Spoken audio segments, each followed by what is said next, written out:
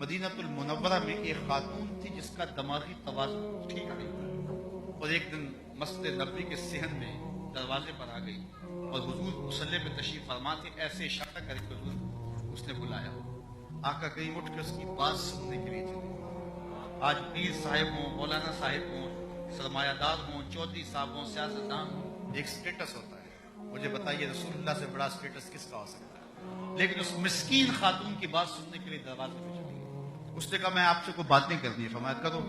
کہا یہاں نہیں کرنی۔ کہاں کرنی ہے؟ مسجد نبوی سے باہر جگہ تھی کھلی کشادہ، کہا وہاں آئے، میں نے وہاں باتیں کی۔ حضور وہاں چلے گئے، کڑکتی دھوپ، عرب کا موسم، پھر حضور نبوت کی ذمہ داریاں، نازک بدن، قیمتی وقت، لیکن اس نے جوں کھڑا کیا حضور۔ اچھا، مردوں کی نسبت عورتوں کی گفتگو کچھ طویل ہوتی ہے، اور پھر اس کا توازن عقلی بھی ٹھیک نہیں تھا، پھر سننے کے لیے حضور مل جائیں تو پھر کون بات مختصر کرے گا؟ اس نے جوں باتیں چھیڑی، گھنٹے گزر گئے، حضور سن رہے ہیں۔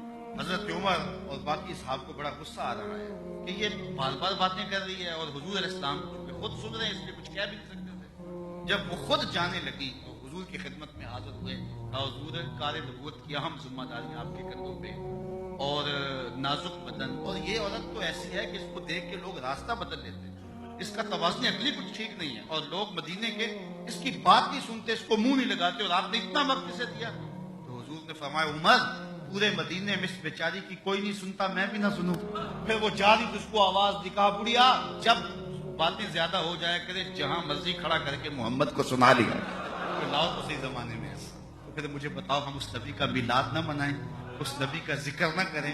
میں تو جیوں گا اس نبی کے لیے، میں تو مروں گا اس نبی